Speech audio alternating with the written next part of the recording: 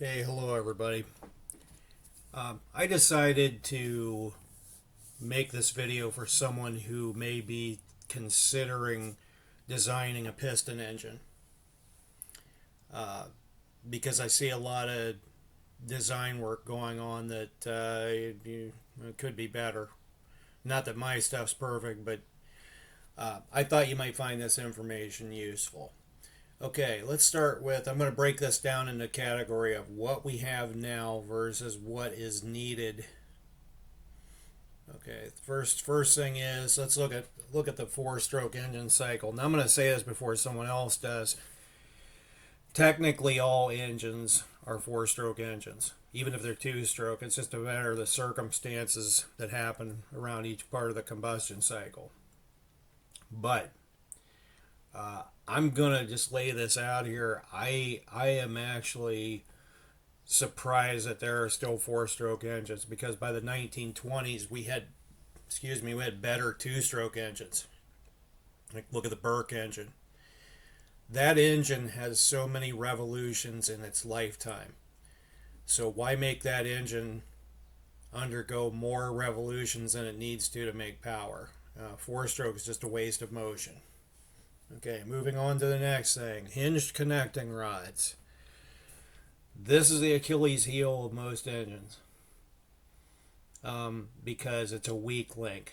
Hinge connecting rods lead to things like side loading. In other words, this lever is pushing this piston against the side of the cylinder wall and it causes the pistons to come out around. Now, the better alternative to that is either a Scotch yoke or a variant of the Scotch yoke called the hypocycloid, which the hypocycloid is a little bit more complicated, but it operates a little bit more smoothly. Either one of those are good. This allows you to use a straight connecting rod, and you have no side loading on the cylinders. Okay, moving on to the next thing. Cylinder head. Well, having a cylinder head leads to head failure.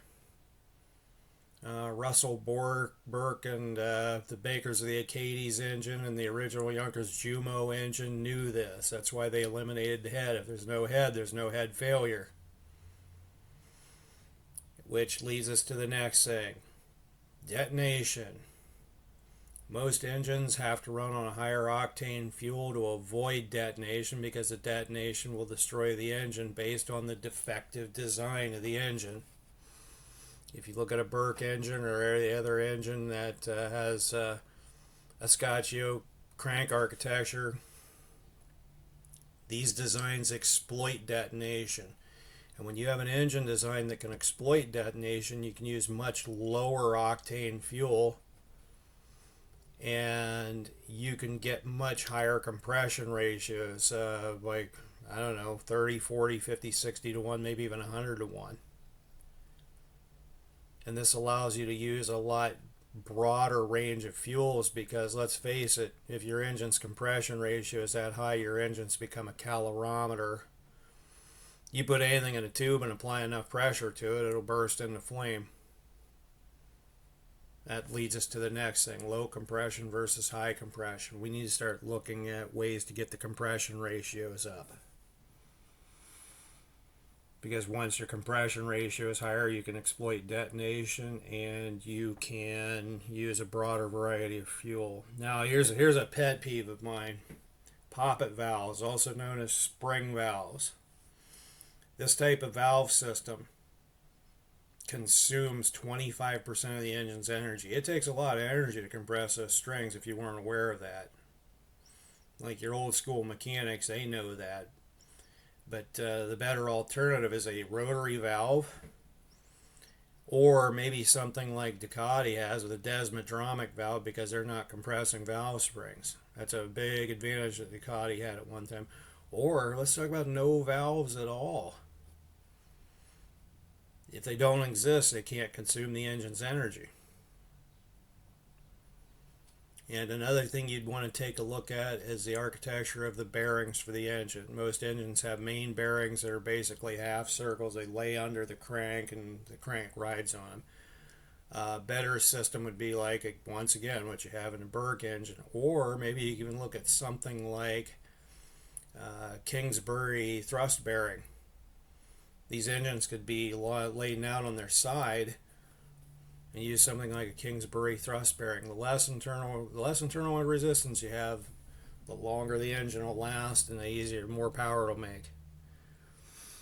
And finally, we need to look at some kinds of modularity. In other words, I have a two-cylinder engine. These engines should be made to where all you have to do is take off the accessory drive, slap on another set of cylinders, and now you have a four-cylinder.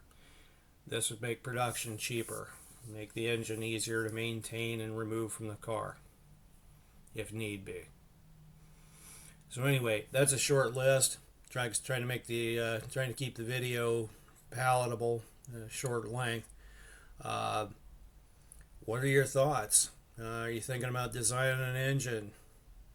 And if you are, do you think I'm wrong about something? Let me know. But anyway, I'm going to end the video, and thank you very much for watching.